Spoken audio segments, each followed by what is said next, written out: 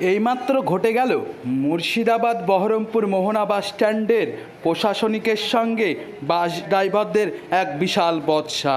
সূত্রমাফিক জানা যাচ্ছে যে ইসলামপুরগামী একটি বেসরকারি বাসের ড্রাইভারের সঙ্গে পুলিশের বচসা শুরু হয় এবং এই হাতাপাইয়ের মাধ্যমে পুলিশ ড্রাইভারের মোবাইল ফোন কেড়ে নেয়।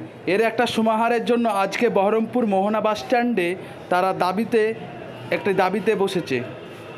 দাবি যতক্ষণ না মানা হবে তারা এই আন্দোলনে অনড় থাকবে। চলুন আমরা জেনে নিই সরাসরি ড্রাইভারদের সঙ্গে তারা কি দাবি করছে। ইসলামপুর থানা আসি ড্রাইভারকে মারা হয়েছে কালকে। কবে? কালকে রাতে মারা হয়েছে। তো ওটার জন্য আন্দোলন হচ্ছে।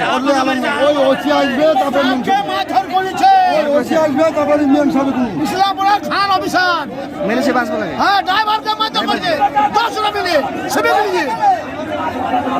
সিভিক সহ। এখন আপনারা কি চাইছেন? এখন ক্ষমা চাবে যে মেরেছে টাকা চলে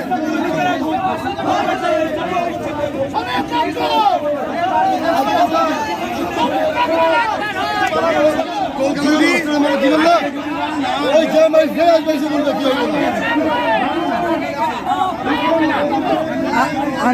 আন্দোলনটা কিছু আন্দোলন পুলিশের মাইসের ড্রাইভার গাড়ি স্টাফকে আমি হাতে দিব রিপোর্টার। ঠিক আছে, বলো।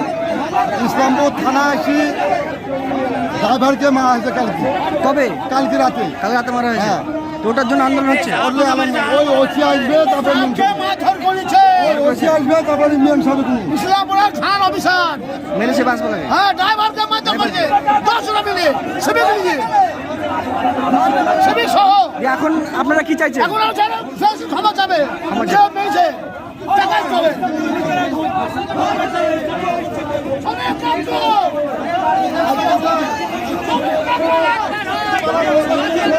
দেখতে পাচ্ছেন এখন অনেক